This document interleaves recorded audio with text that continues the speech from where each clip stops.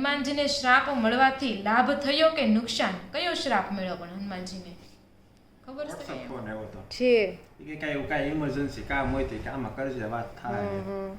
વાંધો મેં ક્યાં ગયા અત્યારે જનકપુર હતા થઈ ગયો છે. અને સાઈડમાં જો નાનું એવું હતું પાણાફાળનો છોડ, હવે એની ડાળખી આવી રહી એવું લાગે છે. Welcome back to the new blog. આજના નવા બ્લોગમાં તમારા સૌનું સ્વાગત છે. આઈ હોપ કે તમે બધા મજામાં હશો અને અહીં અમે પણ મજામાં છીએ.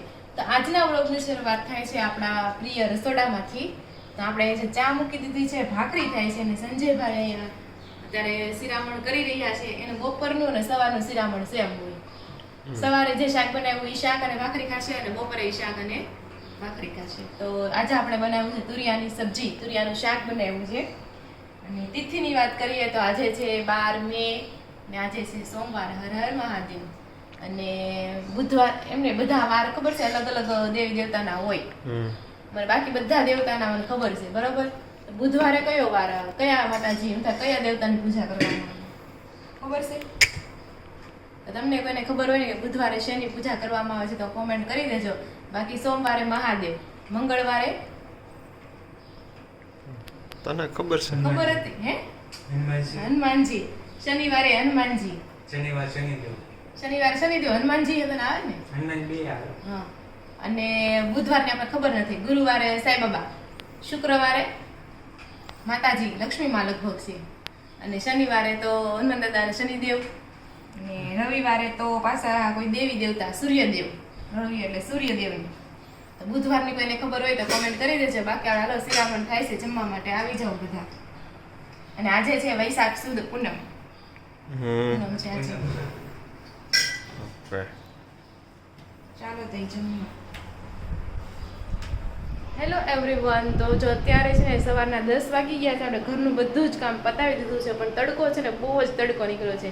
જેટલું હમણાં વરસાદનું ઠંડુ થઈ ગયું હતું ને એટલો તડકો છે. ધાબા ઉપર ઘડીક કપડાં નાખવા ગયા ને તો ગરમી થઈ ગઈ. બહુ જ એવો મસ્ત તડકો, મસ્ત નહીં પણ વધારે તડકો છે. જો બહુ જ તડકો છે.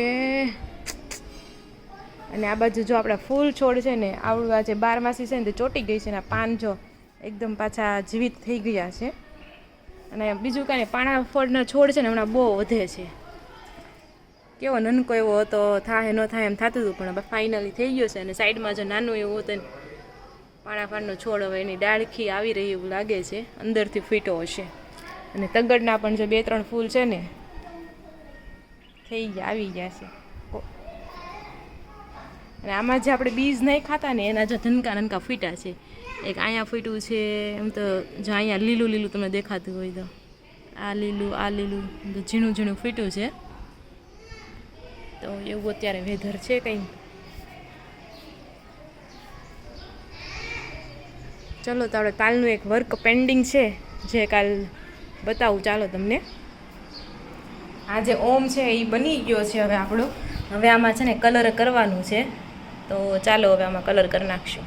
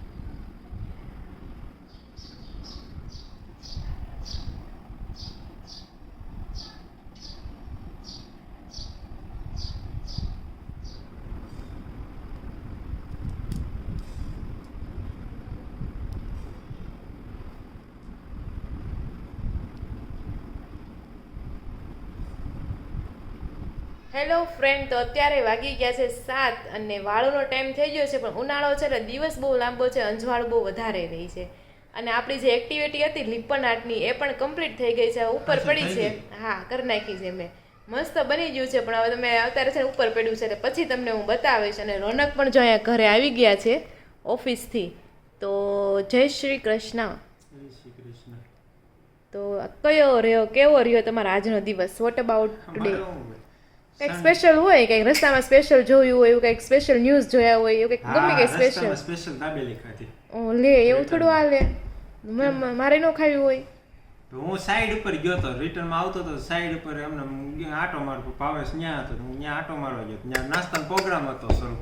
લે, મેં સીધી કે હાલે ખાધ, દાબેલી ખાધી. તો માટે લેતા આવે તો ખરું ને, પણ પછી ત્યાં પૂરી થઈ ગઈ હતી. ઈ બિચારા રસ્તામાંથી દુકાનેથી બીજી દાબેલી ન મળે, ન આવે કાંઈ દો, બધું આવે. ખવડાવ્યું હોય તો કાંઈ ને કાલે ખવડાવી દે, બસ કાલ ખવડાવી તો કાંઈ વાંધો નહીં, ઇટ્સ ઓકે. હું તો ખાલી મજાક કરું છું તમ તારે. પપ્પાનો ફોન આવ્યો. પપ્પાનો ફોન આવ્યો તો શું કહેતા હતા? નો તો ફોન લાગતો ને પહેલી વાત તો ઈ ફોન નેપાળમાં ન લાગે. કોક આરે હોય ને એને રોમિંગ કરાવ્યું કે જે કરાવ્યું એના નેટ હશે તો એના WhatsApp ફોન આવ્યો તો છે કે કાંઈ ઇમરજન્સી કામ હોય તો કે આમાં કરજે, વાત થાય.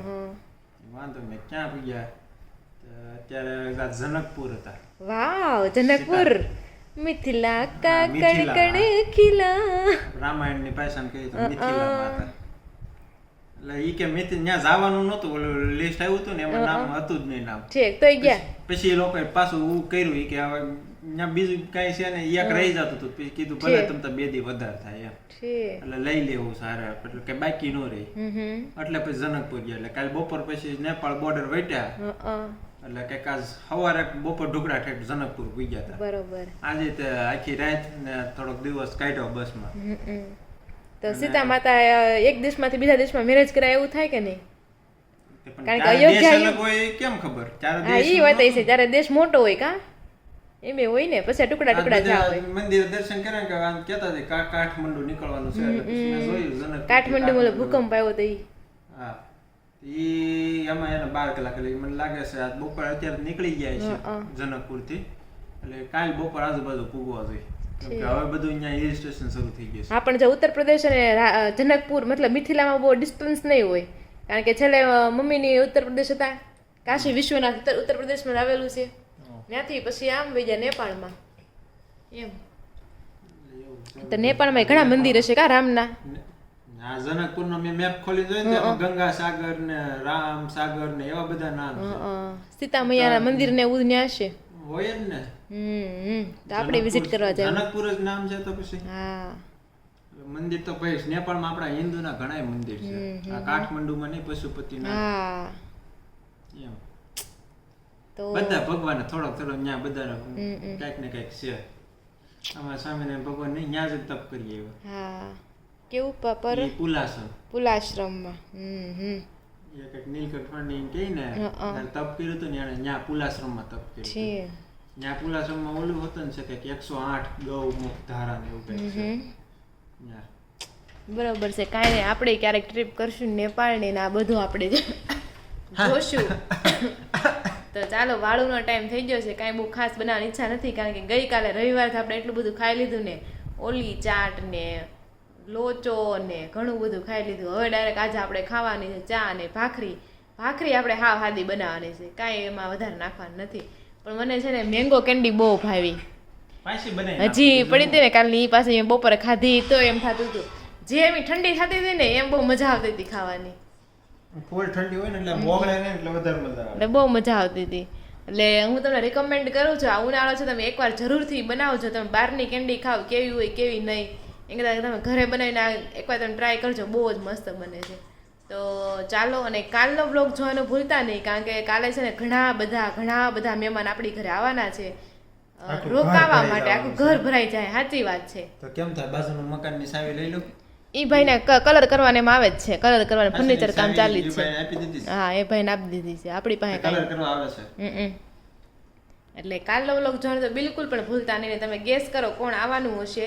તો ચાલો હવે વાળું કરી લઈએ.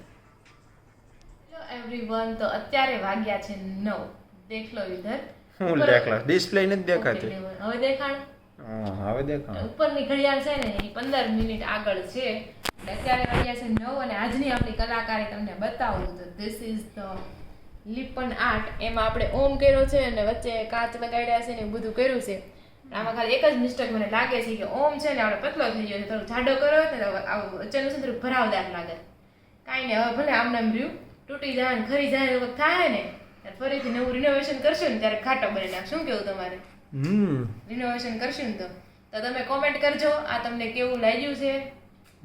ઓકે, તો ચાલો હવે આજે આપણે હનુમાન દાદાને યાદ કરશું. તો આપણે ચોપાઈ નંબર કેટલામાં આવ્યા છે?